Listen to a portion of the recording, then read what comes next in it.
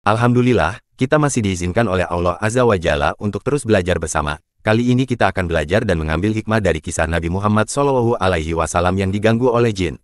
Untuk diketahui, jin dan golongan-golongannya merupakan makhluk Allah Subhanahu wa Ta'ala. Sebagaimana halnya manusia, jin juga memiliki ragam karakteristik atau jenis yang berbeda-beda. Ada yang baik perangainya, ada juga yang buruk. Bukti yang menjelaskan sifat jin yang berbeda-beda tersebut adalah perkataan dari kalangan mereka sendiri. Sebagaimana dapat kita temukan dalam Al-Quran, Surat Al-Jin ayat 11. وَأَنَّا مِنَّا الصَّالِحُونَ وَمِنَّا دُونَ ذَلِكَ كُنَّا طَرَائِقَ قِدَدًا. Yang artinya, sesungguhnya di antara kami ada yang saleh dan di antara kami ada pula yang tidak demikian halnya. Kami menempuh jalan yang berbeda-beda. Selain itu, untuk aman dari gangguan jin yang jahat, dalam surat An-Nas umat Islam diperintahkan untuk meminta perlindungan kepada Allah dari bisikan-bisikan jahat, was-was, yang mereka timbulkan. Sebab gangguan yang mereka ciptakan ini cukup berbahaya. Namun, sebelum kita lanjutkan kisahnya, ada baiknya klik like dan share dulu ya. Share ke teman dekat dan kerabat saudara, agar mendapatkan manfaat yang lebih optimal. Terima kasih atas like dan share-nya. Bahkan, sebagai bukti akan hal tersebut, dalam beberapa riwayat, Nabi Muhammad SAW pernah diganggu oleh jin. Bagaimana ceritanya? Simak kisah lengkapnya berikut ini. Suatu hari, Nabi SAW sedang sholat, tiba-tiba ia melafazkan ta'awud. Auzubillah, lalu para sahabat yang berada di sekitar merasa heran. Dikarenakan, baru kali ini di tengah-tengah sholat, Nabi SAW mengucapkan kalimat tersebut.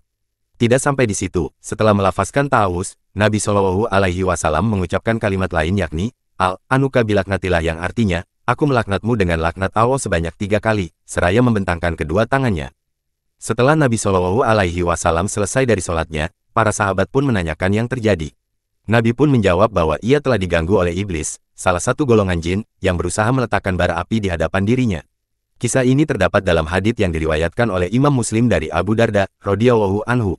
Dari Abu Darda radhiyallahu anhu, ia berkata, bahwasanya ketika Rasulullah berdiri melaksanakan sholat, kami mendengar beliau mengucapkan auzubillah minka lalu mengatakan, Al-Anuka bilaknatillah 3 kali. Kemudian, membentangkan tangannya, seakan-akan mendapatkan sesuatu. Setelah tuntas dari sholatnya, lantas kami berkata kepada beliau, wahai Rasulullah, kami mendengar engkau mengucapkan sesuatu di dalam sholat, yang sebelumnya kami tidak pernah mendengar engkau mengucapkan kalimat tersebut. Kami juga melihat engkau membentangkan tangan. Rasul SAW menjawab, sesungguhnya musuh Allah, yakni iblis datang membawa bara api dan dia hendak melemparkannya ke wajahku. Dengan demikian aku berkata, auzubillahi minka, 3 kali. Lalu aku lanjutkan dengan, Al-Anuka bilaknatillahi tammah.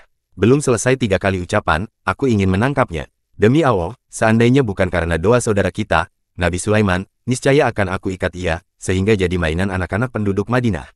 Hadis riwayat Muslim nomor 542. Selain di dalam sholat, Nabi Muhammad SAW dengan para sahabat juga pernah digoda keimanannya oleh iblis laknatullah. Kisahnya demikian, di mana pada suatu majelis, iblis menyamar menjadi seorang laki-laki dengan penampilan buruk, kemudian bertanya beberapa hal kepada Nabi SAW. Kisah ini terdapat dalam hadis yang diriwayatkan oleh Imam Baihaqi dari Ibnu Umar radhiyallahu anhu.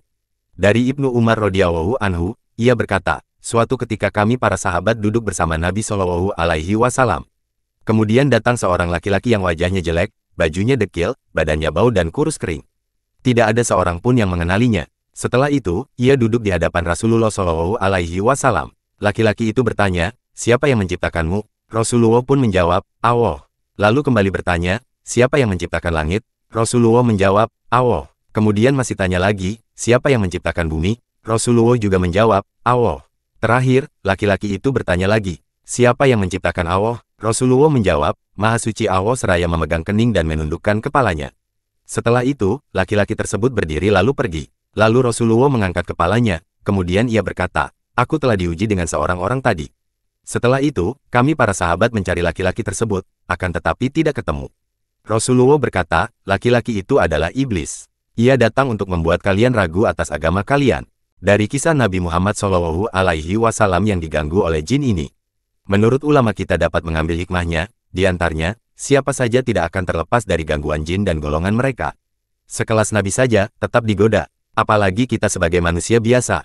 Oleh karena itu, satu di antara jalan guna terhindar dari segala macam tipu daya mereka adalah harus senantiasa meminta perlindungan dari Allah Subhanahu wa Ta'ala. Wallahu a'lam bishawab.